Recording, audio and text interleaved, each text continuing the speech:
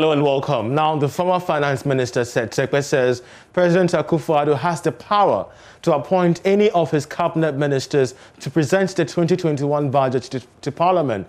The finance minister designate, Ken Ofori-Atta, is presently on medical leave in the United States of America, recovering from COVID-19 complications.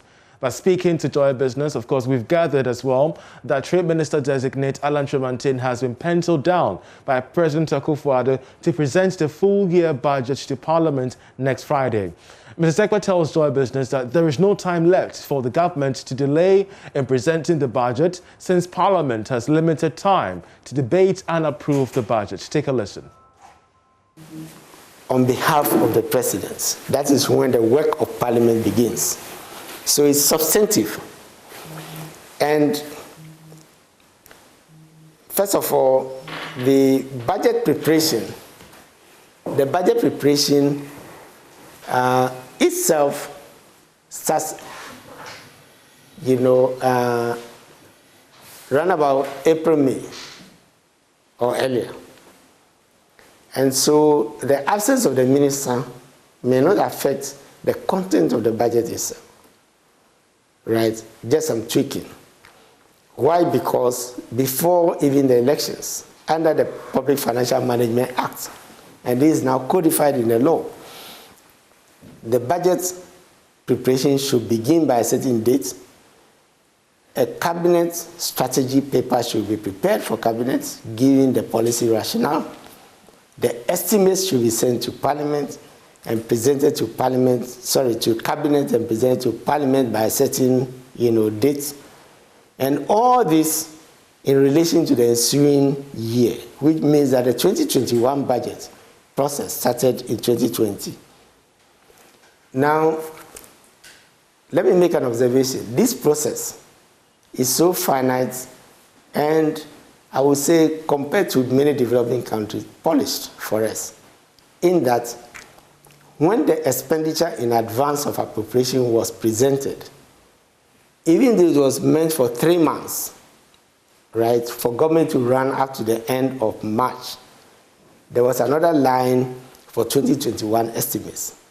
That itself is the actual budget for 2021. So if you go to that, you will see an idea, an indication of the 2021 budget already as part of the expenditure in advance of appropriation. So what was left is the policy, which will be read, which will be in that thick book. The numbers, the estimates are known. The budget is an estimate, so those estimates are known.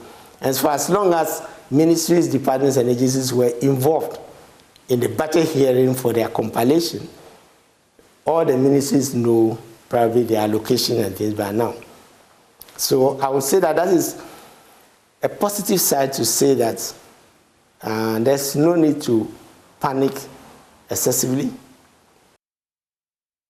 Meanwhile, Mr. Sekpe is worried about the state of the Ghanaian economy, particularly the rising debt with which he says has reached unsustainable levels and the huge financing gap which could throw government program out of gear. According to him, all the indices from renowned international research institutions are pointing to a difficult time for the economy. He therefore does not want governments to blame COVID-19 for the country's economic woes. If you take those outstanding liabilities, and even the recent, vetting that is taking place, you may have heard, ministers like Rhodes and others talking about 3 billion and other amounts in energy owing. And if you consider that the arrears provision in the budget and going forward, okay, let me talk about the 2020 budget, which did not change with the media review of COVID. It's only 500 million. So if you look at it, even if I grant that, the arrears is likely to be about 1.5 billion, that already, in addition to what has been disclosed as footnotes, should increase the 13.5%, which government itself, which after the computation, 11, you add what was in the footnotes, it becomes, 13%. If you add some of these arrears, which would have accrued before December, then it means our deficit, again, like Moody's, Fitch, and others are saying, is going to be above 15%. at the end of the year. So that should tell you, that Ghana is going to end up in a very critical, debt, fiscal situation, which is what dictates many things. And remember, the IMF just suggested, I think last month, that Ghana should start considering a suspension of its debt, the facilities that's available to COVID. Now, on account of COVID. But that would be a second call on account of COVID for Ghana. Remember, we went to the fund to get 1 billion, Ghana cedis, US dollars, which is about close to 6 billion, Ghana cedis. And for all this, we are now being asked to seek another, dispensation on account of COVID. Should lend credence to the fact that the situation was probably more critical, than COVID, and it cannot all be attributed, to COVID. And that was an interview that Sekwe granted us regarding everything Ghanaian economy and the 2021 budget. But rest assured that we shall be giving you updates on the budget presentation before, during, and after.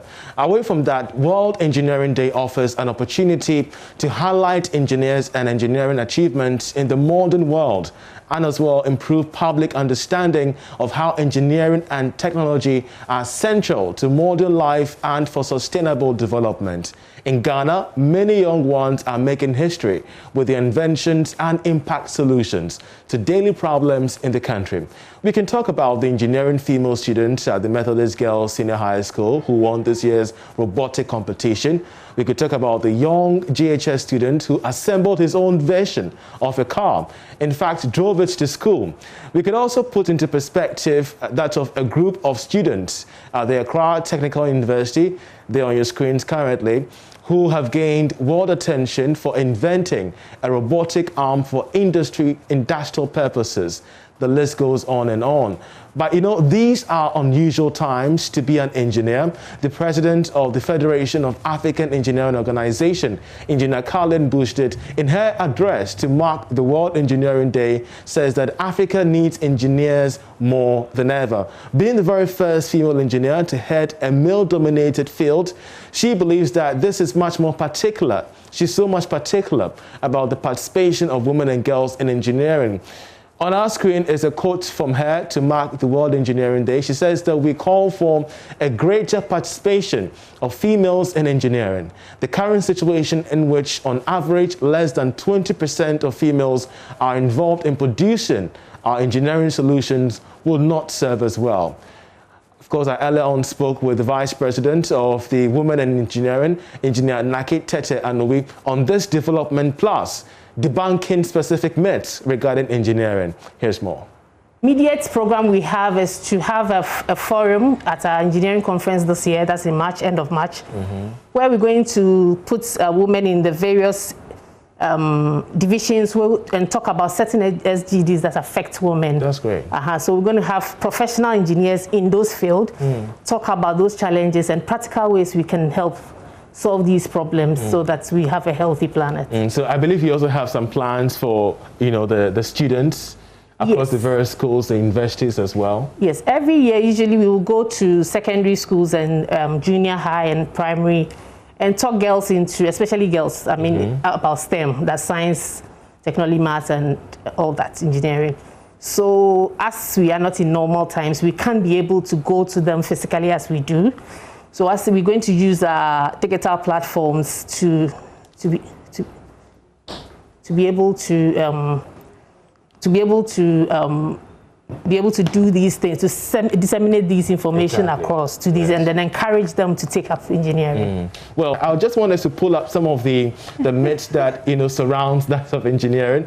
The very first one is that engineers have a boring career. That's the first myth that so many people have. If you just search on Google, one main thing is that engineers they have a very boring career. How true is that? Demystify this myth for us. I don't think we have a boring career. Sure. Yes. What's the proof? The proof is that you're passionate about what you're doing. Okay. And you're doing it to make the world a better place, to make people happy. Assuming there's a project where there's a water going to a village. The joy of seeing people happy, it's not boring. Engineers need to be math wizards. I mean, how true is this? Are all engineers mathematic, nerds? I wouldn't say you have to be a nerd in mathematics, but I would say that you just have to understand the principles of mathematics. The myth that engineering isn't for women. If I can do it, it means every girl can do it. Okay. Yes, so it's not for men alone, it's for everybody. And as I said, because initially we had a lot of men, it's now that women are getting into it, and we are also advocating more women to go into it, explaining to them that they can do it because it's not difficult. Okay. Difficult in quotes anyway. But then it's something that they can also do. It's not as complicated as we're seeing behind the screen.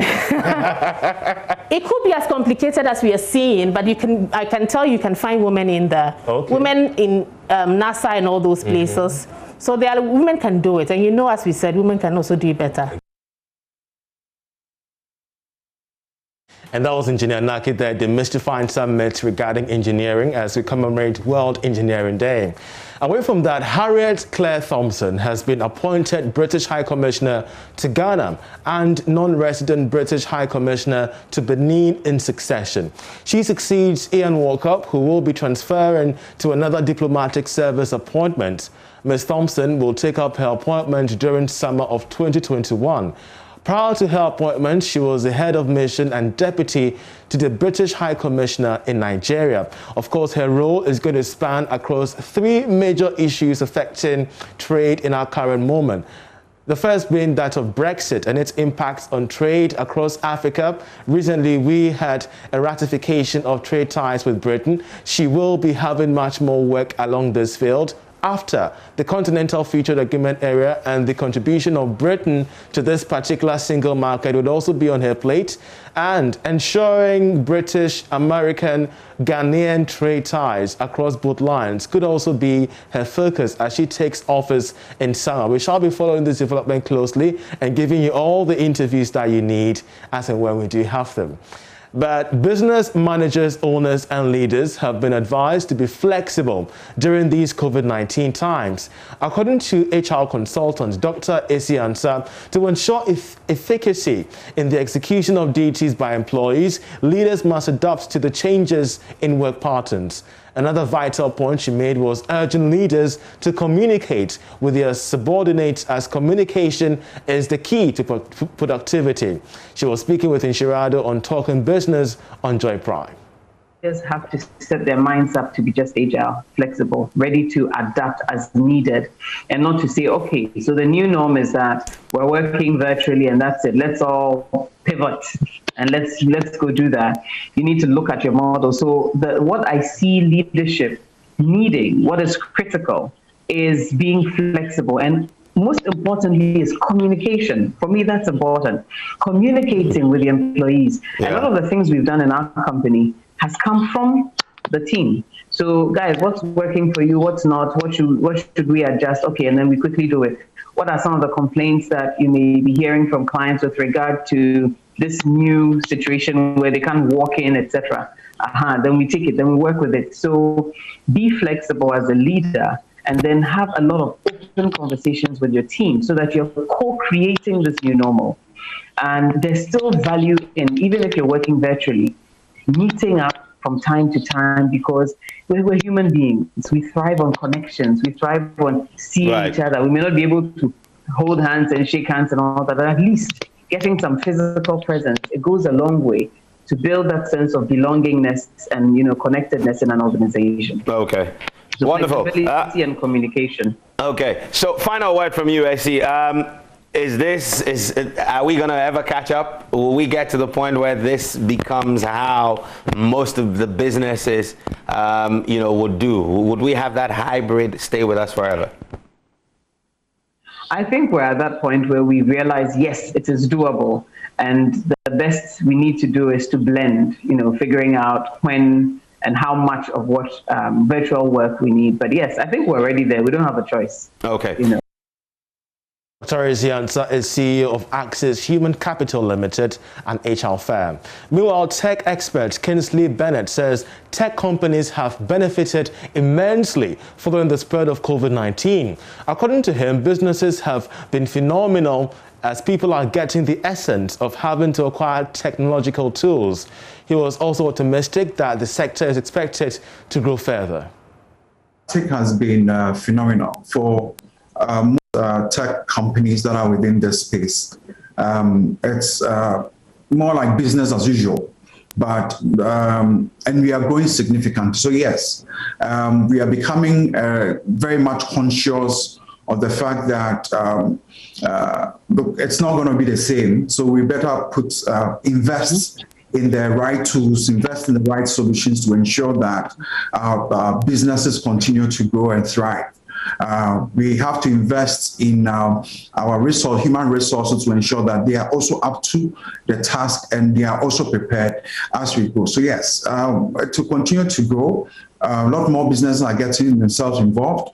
There are clients that we chased for a couple of years. All of a sudden now they are chasing us, and we have to. So yes, it's going to grow. The space we're going to grow, it's going to widen. Interesting enough, SMEs are adopting, but of course not as fast as they should. There are a lot of medium-sized enterprises that have really gone. Initially, they thought that those are just costs, but now they see that these are right investments that they have to make. Yeah. Kingsley Bennett, CEO of Metro Edge Technologies. You still watching Business Live. I'm Charles Aite. Let's take a short break. We'll be right back. Do stay. Hello there, you're welcome back to the program. Now, the former director of the Geological Survey Authority, John Ajay-Dodu, says that Ghana has a limestone deposit of more than 200 million metric tons. Now, this is even enough to serve the country in the next 100 years. He has called on governments to market the deposits in Buipe and Naole to cut down on the cost of cement in the country. Ghana has only one cement manufacturing company located in the Buipe, and the rest are milling companies. Take a listen to him. A lot of limestone deposits were discovered, especially at Buipe, Bungoda, in the Afram Plains, Otekolu, and of course Naole. Two distinct limestone deposits can be found in the country. They are marine limestone, which is in the Naole area, and which has most can be described as a graveyard for the limestone. If you look at what is the concretions over here, and of course this is the Buipe one, which is the very common one, also formed by chemical sediments. A lot of limestones have been. And so I see no reason why we could not pump in money to do, of course, to set up the industry. And I think that if we had done that, it would have gone a long way. After so many years, since 1916, when the Buipe limestone was discovered, it has now done an urge to set up, a cement factory at Buipe. In fact, the cement factory at Buipe is the only cement plant in Ghana. All the rest are grinding mills. All the rest are grinding mills. It's like getting your corn, you go to the Nika shop and your mill. What they do is that they import the clinker and import the hydrated calcium sulfate, that is gypsum, and put a certain quantity, roughly about 4%, mix it with it and mill. It's like sending your flour to the flour mill and then later on to the Nika shop or whatever, and then you make your bread. But the Buipe one, they mine this limestone, they calcinate, they heat with other components like iron ore or laterite or clay or bauxite, and then heat it up, grind it and mill and fire. That is what we fire, we calcinate, and then produce the clinker. And after that, so they start from the scratch, from the mining to the processing and to the final. Now, PZ Cousins, producers of Camel Antiseptic, has today launched its third edition of the Camel Bar and Fly promotion. Now, this follows success chalked up since its inception 2 years ago.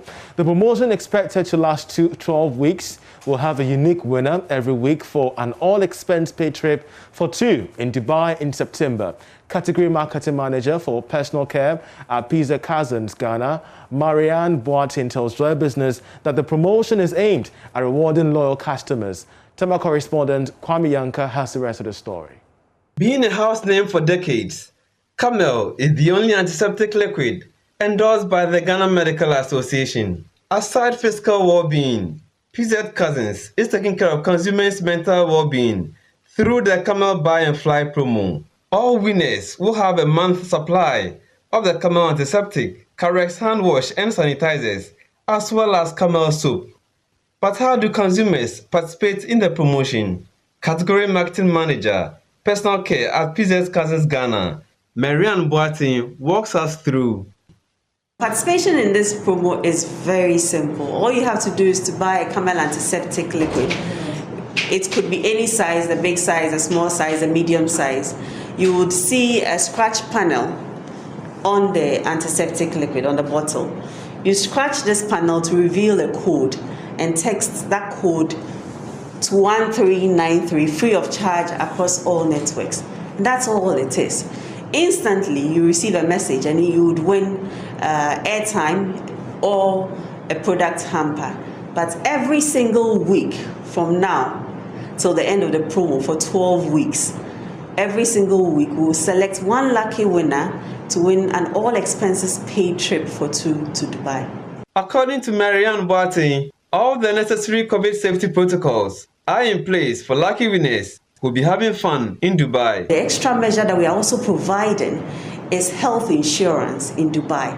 So what we are doing is providing them the ultimate care that they can ever have. We are paying, apart from the COVID safety protocols that we are taking care of, we are also going to be taking care of your accommodation in a 5-star hotel, all tours, including the desert safari, including a shopping trip at the Dubai Mall. We're providing you breakfast, lunch, dinner, all catered for, all expenses, including shopping money. You can't get it any better than this. So your flights, your accommodation in the top class 5-star hotel, as well as your food, and in addition, we're giving you shopping money. Meanwhile, Marianne Boateng shares how accessible the Camel product is. It can be found all across the nation. It can be found in supermarkets, in malls, shopping malls. It can even be found in the open markets, in Makola, in Medina markets, and tabletop shops all over the country, including your neighborhood shops like your corner shop across the road from your house. So it's easily accessible, and especially in these times where we recognize the need for antiseptic liquids. It can be more of our retailers across the country are stocking up on it. Visit the company's Facebook and Instagram pages at Camel Now from Carex for more information. Kwame Yanke's report for Joy Business. And we're saying let the games begin. That's how we end Business Live with me, Charles Ayete. Many thanks for being a part of the show. Good evening.